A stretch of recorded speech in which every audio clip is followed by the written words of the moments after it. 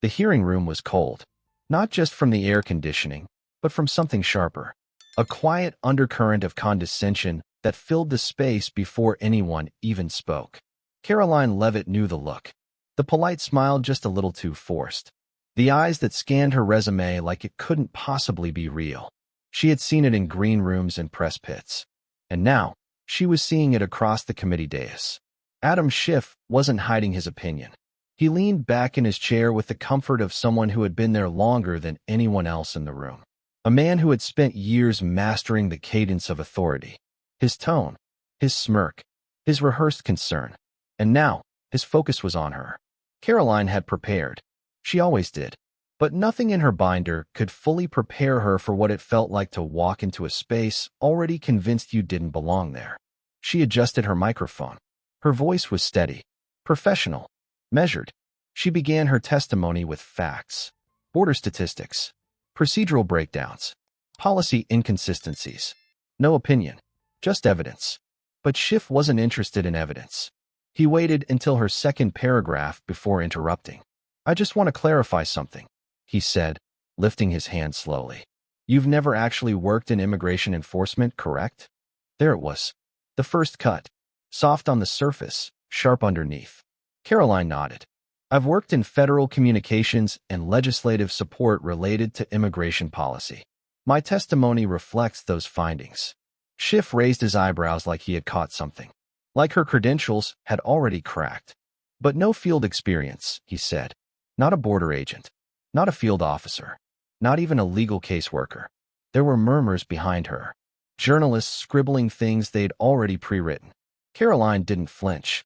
"Congressman, I've worked alongside those individuals for years. The information I'm presenting comes directly from DHS field reports and case summaries." Schiff gave a half smile. The kind people give when they've already decided they're smarter than you. "Well, I'm just trying to understand why someone with no on-the-ground experience is offering testimony about the complexities of field adjudication. It's a bit like reading the rules of a game and thinking you've played it." The room chuckled. Not everyone.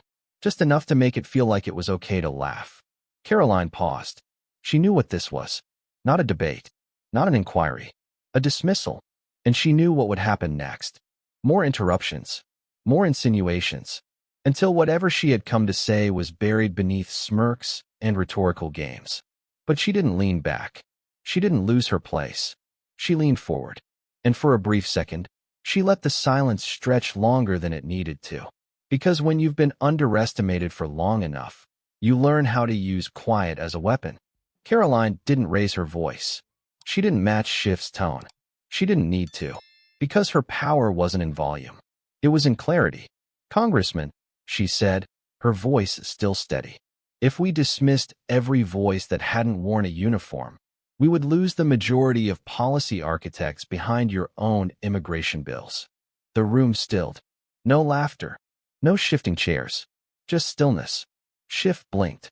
Only for a second. Then he smiled again. But this time the edge was thinner. "I'm not trying to silence anyone," he said smoothly. "I'm simply pointing out that policy without practical understanding often leads to failure." Karoline nodded once. "Then perhaps you can help clarify where your own policies went wrong, since many of them were crafted from behind a desk." The silence thickened. That wasn't in her prep binder. That wasn't rehearsed. But it was real. Because Karoline had stopped trying to win approval the moment she stepped through that door. She wasn't here to be liked. She was here to be heard. Schiff shifted in his chair. He tapped his pen once. Then twice. "Let's stay on topic," he said finally. But it was too late. The topic had shifted without him. Karoline opened her binder again. And this time, when she spoke, no one interrupted her.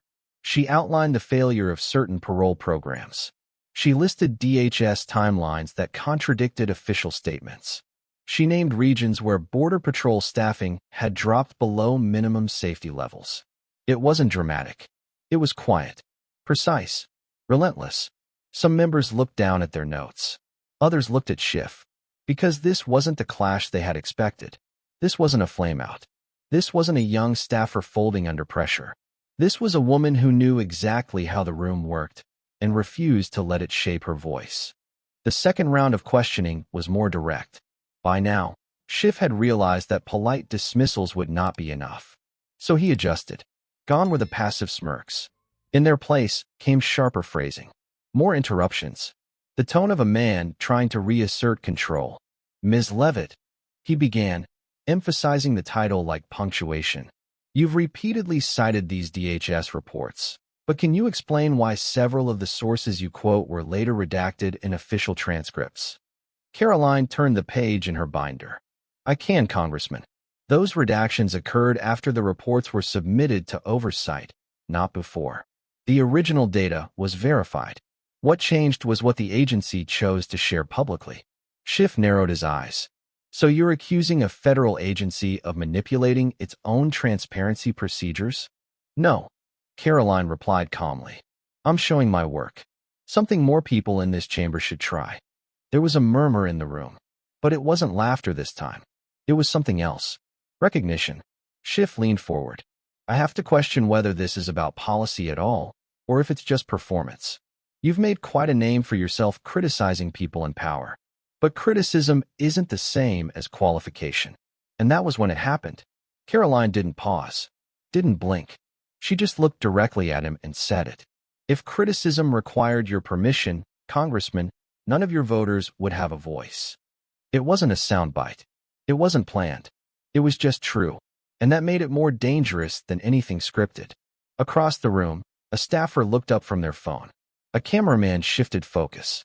Someone from the press pool underlined something without realizing it. Because in one sentence, the entire room had been reframed. It was no longer about her resume. It was no longer about who had sat in more hearings, or worn more suits, or been quoted more times in morning newsletters. It was about what happens when the person you're trying to discredit refuses to play the role you wrote for them. After she said it, there was no applause. This wasn't a campaign rally. It wasn't television.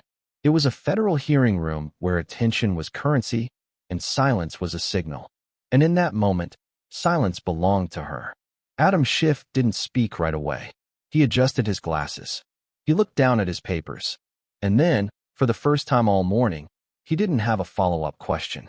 That silence was louder than anything he could have said. The committee chair cleared his throat. Let's move to the next line of questioning. But it wasn't just a procedural transition. It was a retreat. Because Schiff knew, and so did everyone else, that something had just slipped. Not power, not control. Assumption. The assumption that experience always looks a certain way. That authority comes with tenure. That someone young, composed, and calm can be nudged off balance with the right tone and a few rhetorical tricks. But Karoline wasn't playing to survive the moment. She was playing to change its rules. The next member who questioned her did so differently. The phrasing was more neutral. The interruptions fewer. The posture less combative. They still disagreed with her. But now they respected her presence. And that changed everything. Because influence doesn't always come from winning. Sometimes it comes from refusing to lose where you were expected to.